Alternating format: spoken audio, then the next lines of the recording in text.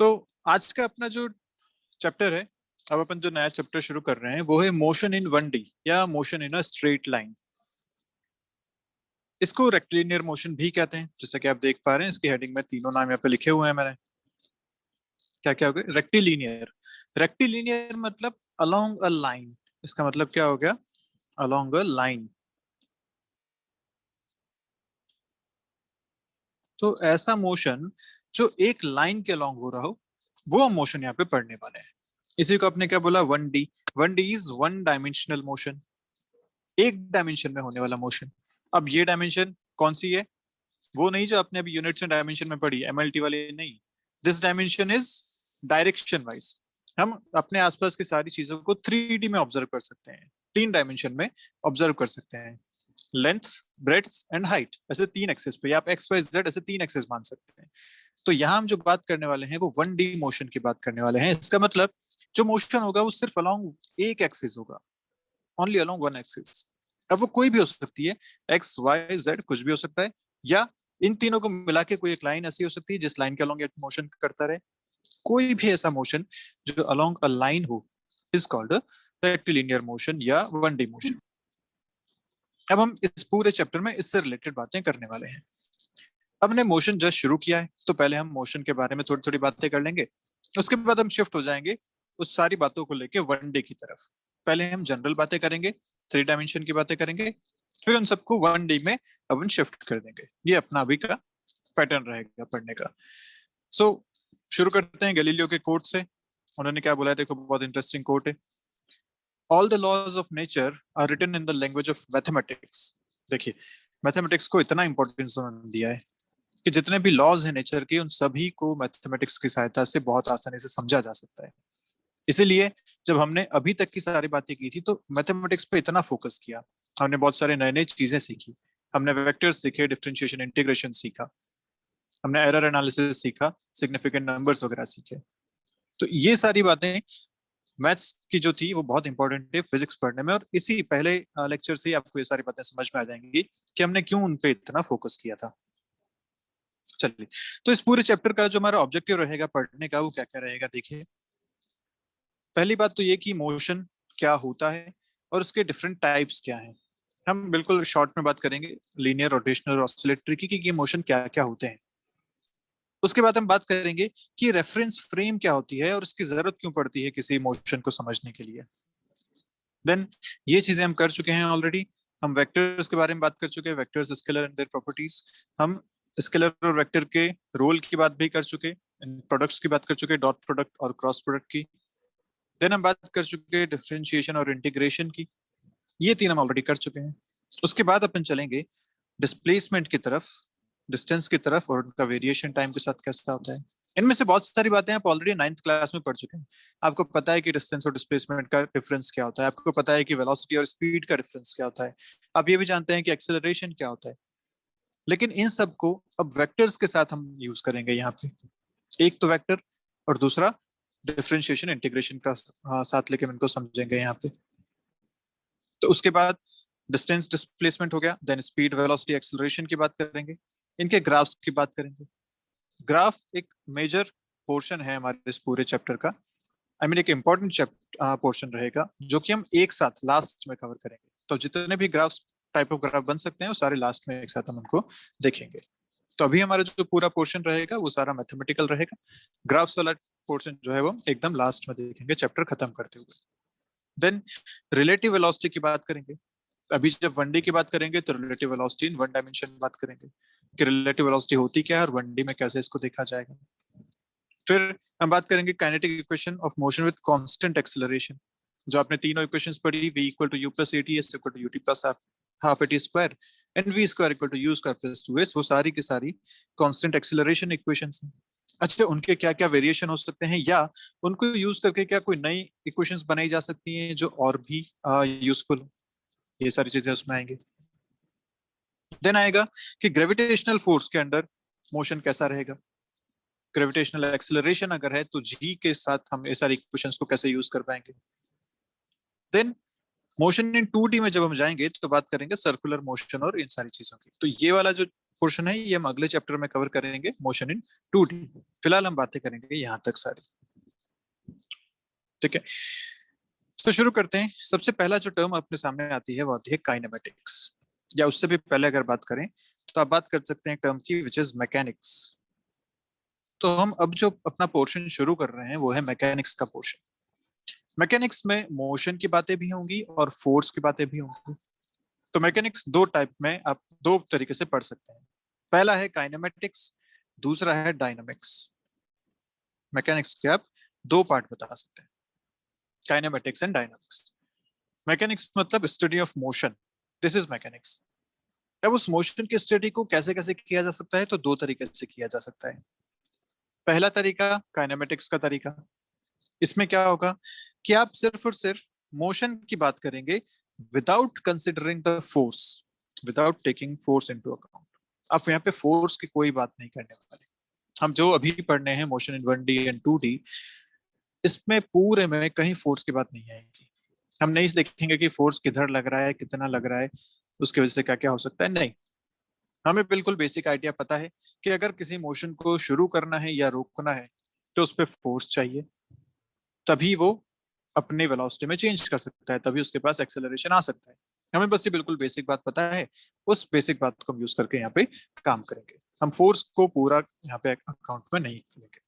Dynamics इससे just supplement करता हुआ, जहां पे फोर्स भी साथ में काम आएगा। वहां पे फोर्स कहाँ लग रहा है, कैसे लग रहा है, उन सारी बातों पे मोशन डिपेंड करेगा।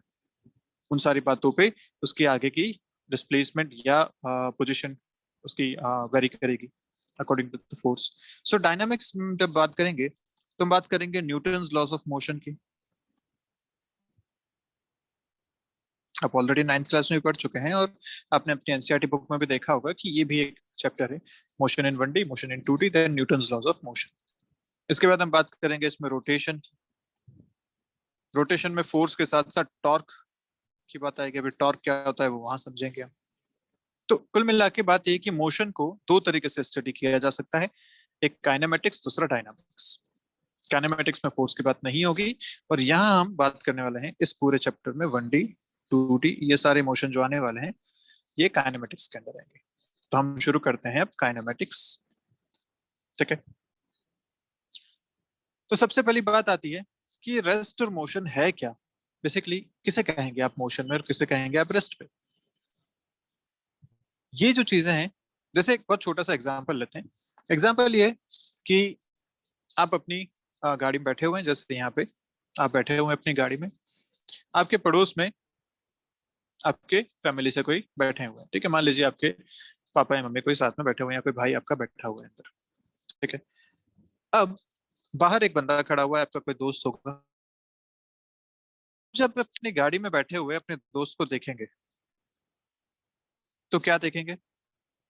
आप जब अपनी गाड़ी में बैठ के, या चलिए ऐसा करते हैं कि आप जब अपनी गाड़ी में बैठे हुए अपने पड़ोसी को देखेंगे, अपने फैमिली मेंबर्स को देखेंगे, तो क्या पाएंगे कि वो भी आपके साथ बैठे हुए हैं, है ना। या आप हैं अंदर गाड़ी में बैठे हुए, या आपके पड़ोसी फैमिली मेंबर बैठे हुए हैं, और दोनों ही बढ़िया सी सीट पे एकदम मस्त बैठे हुए हैं यहाँ पे, ओके। तो आप एक दूसरे को जब देख रहे हैं तो देखेंगे कि हाँ भैया आप भी आराम से बैठे हुए, मैं भी आराम से बैठा हुआ हूँ। मतलब क्या, मतलब ये कि हम दोनों रेस्ट पे हैं। जब अपने पड़ोसी को देखा तो पाया कि वो तो रेस्ट पे है। लेकिन सोचो, वही आपका जो दोस्त बाहर खड़ा हुआ है और वो आपको देख रहा है और आप मोशन में हैं। आप अपनी जगह से दूसरी जगह तक मोशन कर रहे हैं। आप बाहर खड़ा हुआ दोस्त आपको ये देखेगा कि आप मोशन में हैं।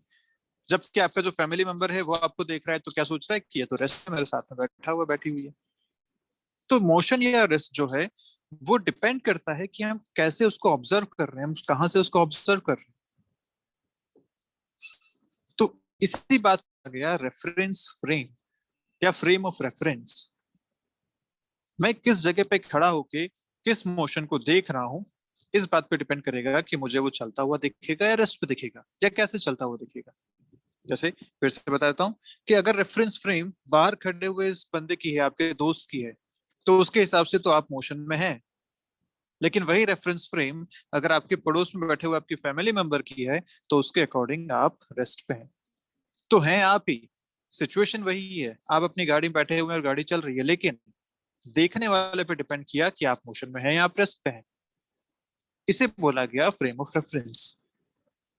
तो यहाँ पे इसकी डेफिनेशन लिखी हुई है, आप इसको आराम से पढ़ सकते हैं। At any given instant of time, the frame of reference with respect to which the position of the object is described in terms of position coordinates. आप यहाँ पे frame of reference की बात कर सकते हैं, definition यहाँ पे भी है। If you imagine a coordinate system and the position of an object is described relative to it, then such a coordinate system is called the frame of reference. तो frame of reference को mathematically यहाँ पे concept में include करने के लिए हमने क्या किया, हमने इसको एक coordinate axis के form में बना दिया। कोऑर्डिनेट एक्सिस, कोऑर्डिनेट सिस्टम क्या होता है, एक्स वाई जेड सिस्टम जो आप कहते हैं उसे कोऑर्डिनेट सिस्टम कहते हैं। तो हमने इस फ्रेम ऑफ रेफरेंस को एक्स वाई और जेड कोऑर्डिनेट सिस्टम में कन्वर्ट कर दिया। अब इस फ्रेम से हम यहाँ पे किसी को भी ऑब्जर्व करेंगे। जैसे यहाँ पे देखें तो आपके जो दोस्त है उसकी जो फ्रेम ऑफ रेफरेंस है वो यहाँ पे ग्रीन कलर से बता रखी है, this is the frame of reference. आपके जो पड़ोसी हैं, आपके जो अंदर साथ में बैठे हुए हैं, उनकी जो फ्रेम ऑफ रेफरेंस है वो ये फ्रेम ऑफ रेफरेंस है। तो देखने का तरीका जो है, जहां से आप देख रहे हैं उसे हम बोलेंगे फ्रेम ऑफ रेफरेंस। ठीक है, कैसे इसको रिप्रेजेंट करते हैं, तो इसको कोऑर्डिनेट एक्सिस से रिप्रेजेंट करते हैं। आप ये मान सकते हैं कि आप यहाँ ओरिजिन पे हैं, जब आप किसी को ऑब्जर्व कर रहे हैं तो आप एकदम ओरिजिन पे बैठे हुए हैं और ओरिजिन से किसी चीज को ऑब्जर्व कर रहे हैं। ठीक है यहाँ तक। अब अगर आप ओरिजिन पे बैठे हैं, यहाँ पे आप बैठे हुए हैं और आप ऑब्जर्व कर रहे हैं इस एक्स वाई जेड वाले पॉइंट को। यहाँ पे एक पॉइंट है जिसका कोऑर्डिनेट है X comma Y comma Z. तो आप इसकी पोजीशन बता सकते हैं कि भैया मेरे अकॉर्डिंग ये यहाँ पे है, मतलब एक्स एक्सिस में एक्स डिस्टेंस पे है, वाई एक्सिस में वाई डिस्टेंस पे है और जेड एक्सिस में जेड डिस्टेंस पे है, ये इसकी पोजीशन है। तो कोऑर्डिनेट सिस्टम को कार्टेशियन कोऑर्डिनेट सिस्टम भी कह देते हैं। कार्टेशियन मतलब ये एक्स वाई जेड वाली जो बात होती है इसी को कहते हैं कार्टेशियन कोऑर्डिनेट सिस्टम। तो बेसिकली हमें ध्यान क्या रखना है, पहली बात तो रेफरेंस फ्रेम क्या हो गई, जहां से ऑब्जर्व करते हैं। इसे कैसे रिप्रेजेंट करेंगे, तो इसे कोऑर्डिनेट सिस्टम से रिप्रेजेंट करेंगे। इसमें देखने वाला कहाँ बैठा है, इसमें देखने वाला ओरिजिन पे बैठा हुआ है। तो ये सारी बातें हो गई आपकी रेफरेंस फ्रेम से रिलेटेड। अभी जो रेफरेंस फ्रेम है हम जो मोस्टली यूज करते हैं वो right hand reference frame use करते हैं। अब इसका क्या मतलब है, क्या right hand coordinate system use करते हैं रेफरेंस फ्रेम के लिए।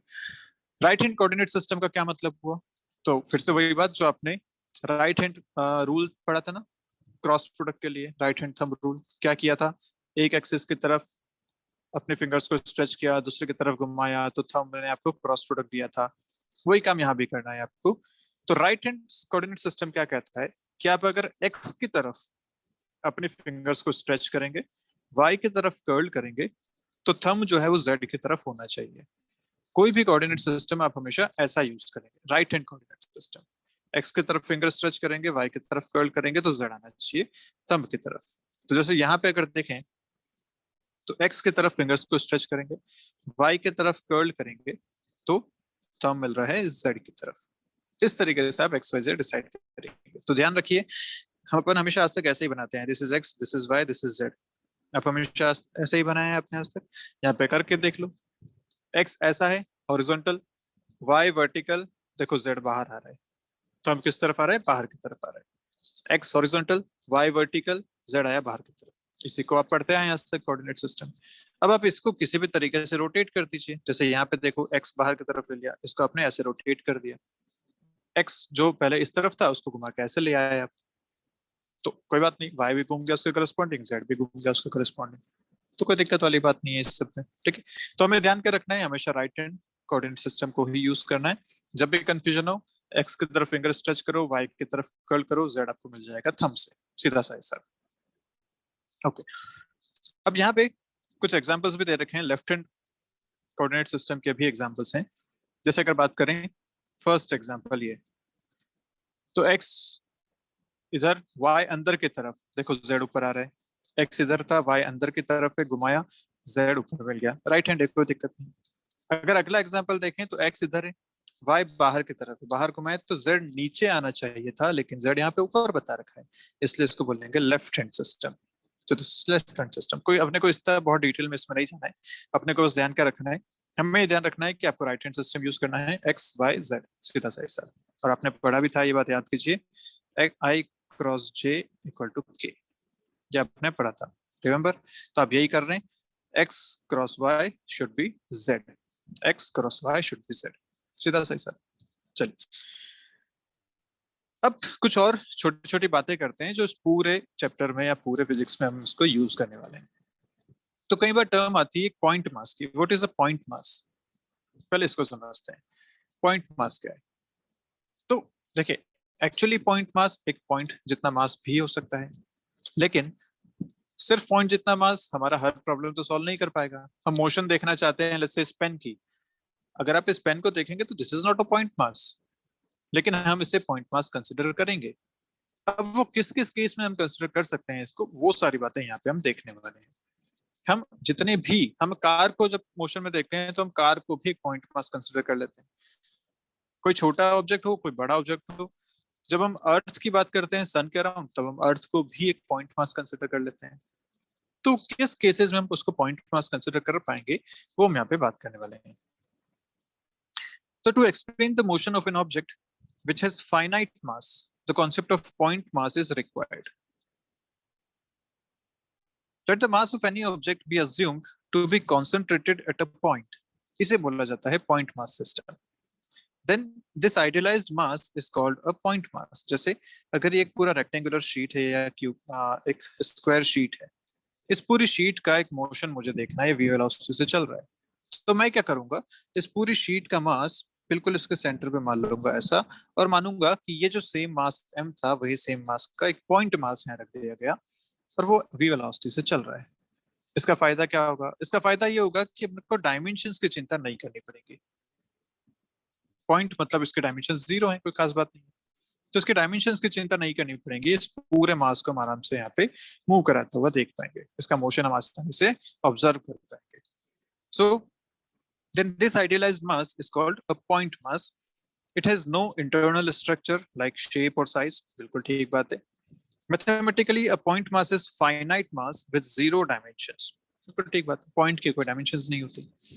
Even though in reality a point mass does not exist, हमने बात करी कि एक बिल्कुल छोटा सा पॉइंट मास कुछ नहीं होगा, अगर होगा भी तो उसकी पॉइंट पे अगर मास देखोगे तो बहुत ही मिनिमम एकदम कम मास होगा। It often simplifies our calculations. It is to be noted that the term point mass is a relative term. जैसे मैंने आपको बोला कि आप कार को भी पॉइंट मास बोल देते हैं और आप अर्थ को भी पॉइंट मास बोल देते हैं। रिलेटिव, आप जब इसको ऑब्जर्व करते हैं, रिलेटिव मतलब आप जब सन के सामने अर्थ को देखेंगे तो yes earth is a point मास, उस डिस्टेंस और सन की साइज के सामने अर्थ बहुत छोटी सी है। ऐसे ही जब आप एक कार को ऑब्जर्व कर रहे हैं तो उसके सराउंडिंग के कंपेयर में कार एक छोटा ऑब्जेक्ट है। क्या आप जिस डिस्टेंस से उसको देख रहे हैं, कार एक छोटा ऑब्जेक्ट है, तो उस कंपेयर में करके आप उसे पॉइंट मास मान सकते हैं। तो इसके एग्जांपल्स क्या हैं? To analyse the motion of earth with respect to sun, earth can be treated as a point mass because the distance between the sun and earth is very large compared to the size of the earth.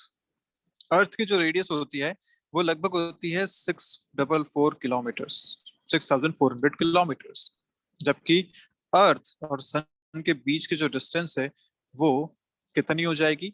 तो 8 minutes लगते हैं sun rays को पहुंचने में, और light की speed होती है 3 × 10⁸ इंटू 8/60, ये हो जाएगा किलोमीटर्स में अर्थ और सन के बीच के distance, in metres, sorry this will be in metres, इतनी डिस्टेंस हो जाएगी।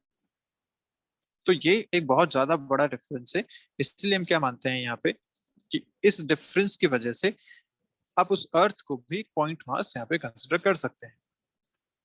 ऐसे ही if we throw an irregular object like a small stone in the air, to analyze its motion it is simpler to consider the stone as a point mass.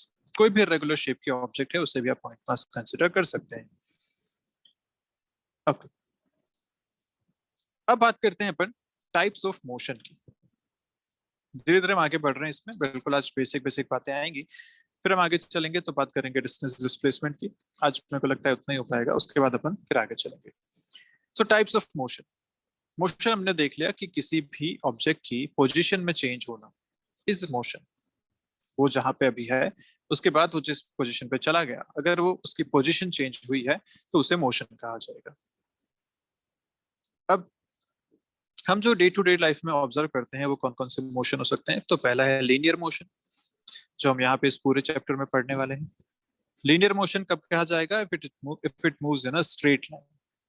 जैसे एक athlete है, वो एक straight track पे अगर भाग रहा है, या एक पार्टिकल को अगर गिराया गया तो वो बिल्कुल सीधा नीचे आके गिरता है, एक स्ट्रेट लाइन में नीचे आके गिर रहा है। तो ये सारे एग्जांपल्स किसके हो गए? आपके स्ट्रेट लीनियर मोशन के हो गए। सर्कुलर मोशन कैसा हो सकता है? तो आपके साइड में आप डायग्राम देख के समझ गए होंगे कि सर्कुलर मोशन किसे बोलेंगे। Defined is the motion described bye an object traversing a circular path. अगर एक ऑब्जेक्ट एक सर्कुलर पाथ पे चल रहा है तो ऐसे मोशन को बोलेंगे सर्कुलर मोशन। जैसे बच्चा यहाँ पे ये घुमा के फेंकने की कोशिश कर रहा है, लेकिन इसका जो मोशन है वो कैसा मोशन है? एक सर्कुलर मोशन है। या फिर अर्थ के अराउंड जो सैटेलाइट्स घूमते हैं वो एक सर्कुलर पाथ पे घूम रहे हैं, ट्रेस करे, वो मोशन कहलाते हैं सर्कुलर मोशन। ठीक है, नेक्स्ट मोशन क्या हो सकता है? तो नेक्स्ट है रोटेशनल मोशन। अब ये रोटेशनल मोशन क्या है? तो रोटेशन में एक लार्ज ऑब्जेक्ट जो है, एक पूरा ऑब्जेक्ट, वो किसी एक्सिस के अबाउट घूमता है। ठीक है, जैसे आपने फिरकी देखी होगी, इस फिरकी में अगर ये एक्सिस है तो क्या होगा? इसका जो पूरा डिस्क है वो पूरी की पूरी डिस्क इस एक्सिस के अबाउट रोटेट कर रही है। इसे कहते हैं रोटेशनल मोशन। जब इसका हर एक पॉइंट एक सर्कुलर मोशन बनाए, मतलब इस आप डिस्क का कोई भी पॉइंट उठा लीजिए, आप इस डिस्क का मान लीजिए ये पॉइंट उठा लीजिए, तो ये पॉइंट क्या कर रहा है? ये पॉइंट लगातार एक सर्कल में घूम रहा है, ये पॉइंट लगातार एक सर्कल में घूम रहा है। आप चाहें तो ये पॉइंट उठा लीजिए, ये पॉइंट भी लगातार एक सर्कल में घूम रहा है। तो जब किसी ऑब्जेक्ट का हर एक पॉइंट लगातार एक सर्कुलर मोशन कर रहा हो तो ऐसे मोशन को अपन बोलेंगे रोटेशनल मोशन। तो सर्कुलर मोशन और इसमें क्या डिफरेंस हुआ? सर्कल में एक पार्टिकल की आप बात कर रहे थे जो लगातार घूम रहा था। रोटेशनल क्या हुआ? अगर उस ऑब्जेक्ट का हर एक पार्टिकल लगातार सर्कुलर मोशन में है तो इस मोशन को अपन बोलेंगे रोटेशनल मोशन। जैसे अर्थ अपने एक्सिस पे रोटेट करती है, तो अर्थ का हर एक पार्टिकल उस एक सर्कुलर मोशन पे लगातार घूमता रहता है। सो this is the rotational motion. और एक और जो मोशन होता है वो होता है वाइब्रेटरी मोशन, जिसको ऑसिलेटरी मोशन भी कहते हैं।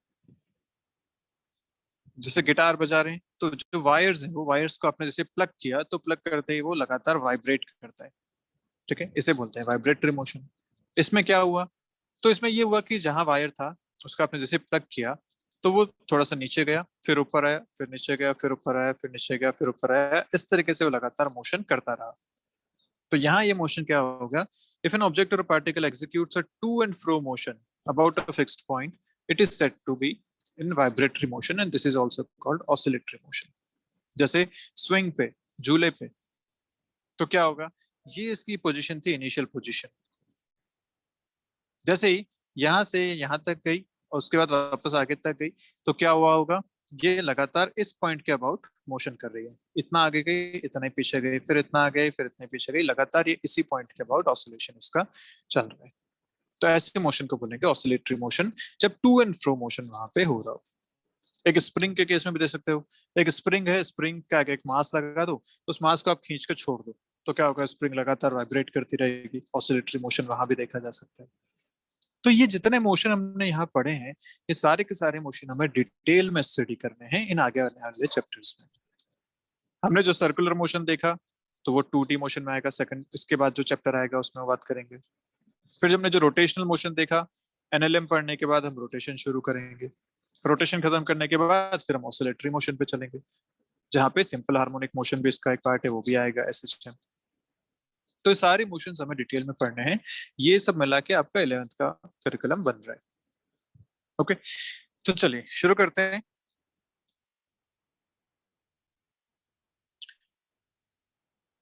अब इसी मोशन को हम इसके डायमेंशंस के हिसाब से भी डिवाइड कर सकते हैं। ये तो आपने देख लिया कि कैसा मोशन था, उसके अकॉर्डिंग आपने इसको क्लासिफाई कर लिया।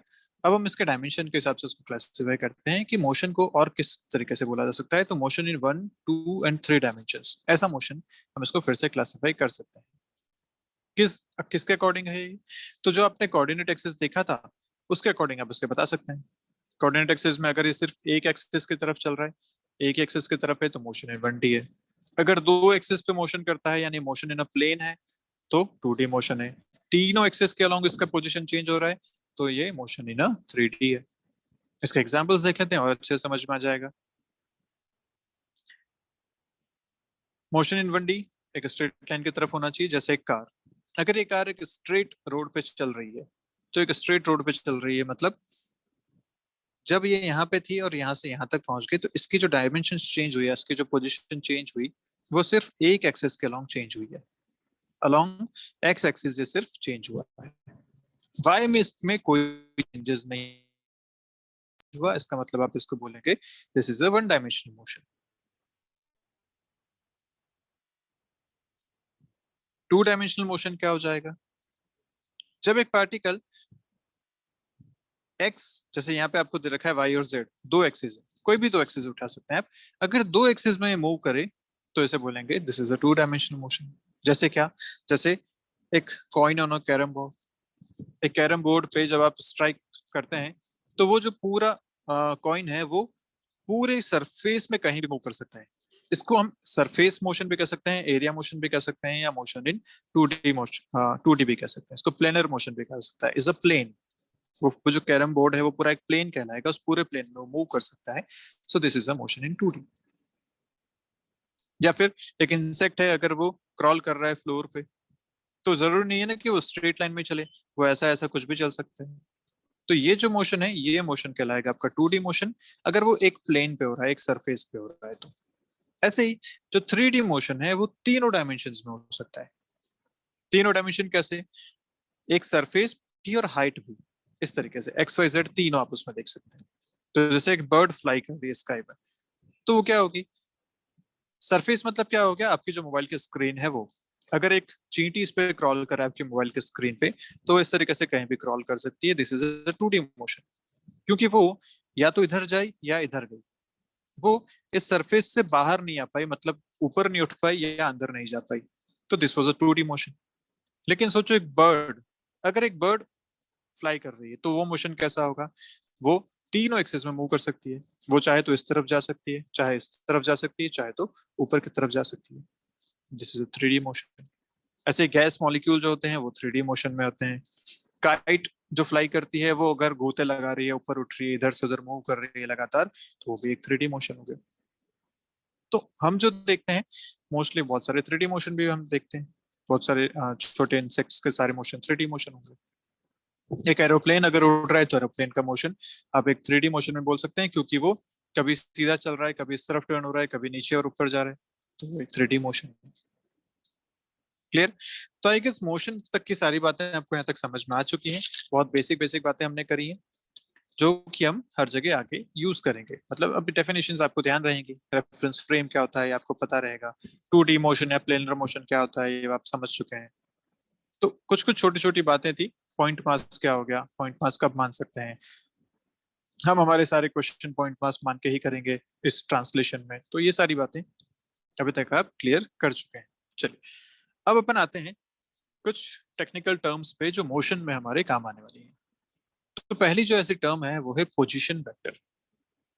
अब ये पोजीशन वेक्टर क्या है? देखिए बात आ गई ना वेक्टर की, वेक्टर की हम बात यहाँ पे करने वाले हैं। तो पहली बात तो ये कि पोजीशन क्या होती है। पोजीशन मतलब आप जहां खड़े हैं वहां से आप किसी ऑब्जेक्ट को देखें तो आप जहां देख रहे हैं वो है उसकी पोजीशन। जैसे आप बैठे हुए हैं, आप अपनी स्क्रीन पे मुझे देख रहे हैं, तो मेरी पोजीशन क्या है? मेरी पोजीशन है जहां आपके फोन की स्क्रीन है वो मेरी पोजीशन है। या आप अपना फोन अगर उठा के थोड़ा सा ऐसे कर लेंगे पोजीशन चेंज कर दी, ऐसे कर लेंगे पोजीशन चेंज कर दी। इसी को तो मोशन बोला था आपने, तो यस आपने अपने फोन का मोशन कर दिया। तो पोजीशन क्या हुआ? जहां आप बैठे हैं क्योंकि आप ऑब्जर्व कर रहे हैं तो आपके अकॉर्डिंग वो जहां रखा हुआ है, दिस इज द पोजीशन। अब इसे मुझे अगर वेक्टर फॉर्म में दिखाना है तो वेक्टर फॉर्म में कैसे दिखा सकते हैं? तो मैंने बोला कि रेफरेंस फ्रेम देखेंगे। आप जहां बैठे हैं आप ओरिजिन पे बैठे होते हैं, तो आप ओरिजिन पे बैठ जाइए। जैसे यहाँ पे हैं, आप ओरिजिन पे बैठ गए। यहाँ पे एक ऑब्जेक्ट रखा हुआ है, इसका पोजीशन आपको देखनी है। अगर एक्स वाई जेड में कोऑर्डिनेट देखा जाए तो ये अगर एक्स ये एक्स एक्सिस है, this is Y axis and this is Z axis. इसका अगर कोऑर्डिनेट एक्स वाई जेड है तो हम क्या कह सकते हैं कि इसका जो पोजीशन वेक्टर होगा वो क्या होगा, x I cap plus Y J cap plus Z Z K cap. This is the position vector of the object. मतलब ये एक्स एक्सिस की तरफ एक्स डिस्टेंस पे है, वाई एक्सिस की तरफ वाई डिस्टेंस पे है, और जेड एक्सिस की तरफ जेड डिस्टेंस पे है, इसीलिए आपने इसका कोऑर्डिनेट लिखा X comma Y comma Z. और हम जानते हैं कि वेक्टर कैसे लिखे जाते हैं, along the X I cap, along the Y J cap, along the Z K cap. काम आ रहे हैं वेक्टर सब आराम से अपने को। तो यस, इसका वेक्टर क्या लिखा जा सकता है, x I cap plus Y J cap plus Z K cap. This is the position vector of this particle. अगर आप ओरिजिन पे बैठे हैं तो this is the position vector, आराम से दिया जा सकता है। और वेक्टर के देखिए डायरेक्शन कैसी है, ओरिजिन से वेक्टर शुरू हो रहा है और ये खत्म हो रहा है इस ऑब्जेक्ट पे जिसका पोजीशन चाहिए। तो जो हेड है, head is on the object जिसकी पोजीशन अपन देख रहे हैं, और इस वेक्टर का जो टेल है वो है इस रेफरेंस फ्रेम के ओरिजिन पे जहां पे आप बैठ के उसे देख रहे हैं। तो बेसिकली आप हमेशा किसी भी ऑब्जेक्ट की पोजीशन इस तरीके से देख सकते हैं कि आप जहां बैठे हो वहां से एक तीर मार रहे हो, वो तीर आपकी आंखों से निकल के उस ऑब्जेक्ट पे जाके लग रहा है। तो दो जो एरो है, वो जो तीर है, this is the position vector. सीधा सा हिसाब, ठीक है। अखियों से गोली नहीं मारनी, अखियों से यहाँ पे तीर मारना है। तो वो जो तीर जाके लगेगा, द तीर इज द पोजीशन वेक्टर, ठीक है। अब यहाँ कुछ एग्जांपल्स हैं, आपसे पूछा गया है कि बताइए इन ऑब्जेक्ट्स के पोजीशन वेक्टर क्या क्या होंगे, ठीक है। कुछ पार्टिकल्स आपको बता रखे हैं, एक पार्टिकल पी पे रखा हुआ है, एक क्यू पे रखा हुआ है, एक आर पे रखा हुआ है और एक एस पे रखा हुआ है। इनके रेस्पेक्टिव पोजीशन वेक्टर आपसे पूछे गए हैं। तो पी पे जो रखा है उसकी बात करते हैं यहाँ पे, यह है इस तरफ आर पी, ठीक है। और ये जो आपको दे रखा है ना, ये आप मान सकते हैं 1 2 3 4 ऐसी मार्किंग्स हैं ये सारी, ठीक है। 1 2 3 4 एक्सिस पे मार्किंग्स कर रखी हैं। तो आपसे सबसे पहले पूछा गया कि बताइए पोजीशन वेक्टर ऑफ पी कितना है, पोजीशन वेक्टर ऑफ पी क्या है। तो पी यहाँ पे है, आप बैठते हैं हमेशा ओरिजिन पे, ओरिजिन से तीर मारना है टुवर्ड्स द ऑब्जेक्ट, ओरिजिन से तीर मारा टुवर्ड्स द ऑब्जेक्ट, ये तीर लगा। तो this is the position vector of P. ये जो पोजीशन वेक्टर बन रहा है ये पी का बन रहा है। अच्छा, यहाँ पे कितना दूर यह है, तो 1 2 एंड 3 तीसरे सेक्शन पे रखा हुआ है, अपन इसको 3 यूनिट्स मान लेते हैं, 3 यूनिट्स, ठीक है। तो मैं इसको लिख सकता हूँ, इसका मैग्नीट्यूड हो गया 3। कितना दूर है ये, 3 यूनिट्स दूर है, 3 सेंटीमीटर 3 मीटर कुछ भी मान लीजिए, कितना दूर है। और किस डायरेक्शन में है, अलोंग द एक्स एक्सिस। तीर किधर है, along the x axis. Along the x axis कौन सी डायरेक्शन होती है, i cap. So this is the position vector of P. Clear है बात, कोई दिक्कत वाली बात नहीं। अब मैं बोलता हूँ पोजीशन वेक्टर ऑफ क्यू बताइए। तो क्यू का पोजीशन वेक्टर कैसे लिखेंगे, देखिए क्यू का है यहाँ पे, दिस इज क्यू। अगर क्यूब का पोजीशन वेक्टर लिखना है तो देखते हैं ये कहाँ कहाँ पे है। इस क्यूब के हमने बात करी थी ना कंपोनेंट्स ऑफ द वेक्टर, याद है कंपोनेंट्स ऑफ द वेक्टर क्या थे। अगर ये एक वेक्टर है तो इसको दो वेक्टर से मिलकर बनाया जा सकता है जो दोनों आपस में म्यूचुअली परपेंडिकुलर हैं, इन दोनों से मिलके इसे बनाया जा सकता है। तो ये जो वेक्टर है इसको मैं इस वेक्टर और इस वेक्टर के सम से बता सकता हूँ। And this vector is nothing but along I cap, this vector is nothing but along J cap. कितना कितना है वो देख लो, 1 2 3 4 5 along I, this is 5 units. 1 2 3 4 5 along J, this is also 5 units. तो इसकी जो कोऑर्डिनेट्स हैं वो है 5,5। आप आराम से देख पा रहे हैं, कोऑर्डिनेट लिखना आता है आपको। x में गिन लो 1 2 3 4 5, तो x कोऑर्डिनेट लिख दिया 5। y में गिन लो 1 2 3 4, अच्छा सॉरी 4 ही है यहाँ पे, 1 2 3 4, तो y कोऑर्डिनेट हो जाएगा इसका 4। 5,4 इसका कोऑर्डिनेट हो गया। एक बार कोऑर्डिनेट पता चल गया तो एक्स कोऑर्डिनेट के आगे आई कैप लगा दो, वाई कोऑर्डिनेट के आगे जे कैप लगा दो। This is the position vector of Q, खत्म बात। तो ऐसे ही मुझे आप आर के कोऑर्डिनेट बताइए, आर के कोऑर्डिनेट क्या लिखूं मैं, आर का कोऑर्डिनेट क्या लिखूंगा जल्दी बताइए।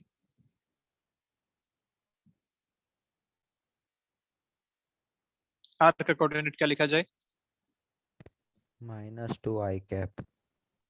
-2। कोऑर्डिनेट हम बात करेंगे तो लिखेंगे -2, क्योंकि माइनस क्यों, क्योंकि माइनस एक्स की तरफ जा रहे हैं और y कोऑर्डिनेट इसका 0 है क्योंकि ये x एक्सिस पे है, y में कुछ है ही नहीं। तो जो r का आप लिखेंगे पोजीशन वेक्टर हो जाएगा -2i कैप और j हो गया 0। कोई दिक्कत वाली बात नहीं। ऐसे s का अगर कोऑर्डिनेट लिखेंगे तो क्या लिखेंगे? कोऑर्डिनेट बताइए s का।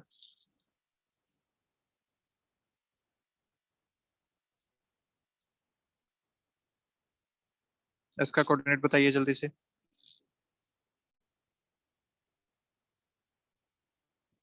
अच्छा, x कोऑर्डिनेट पॉजिटिव आएगा कि नेगेटिव आएगा? पॉजिटिव। पॉजिटिव, x पॉजिटिव है तो कितना है 1 2 3, तो इसका x कोऑर्डिनेट हो गया 3।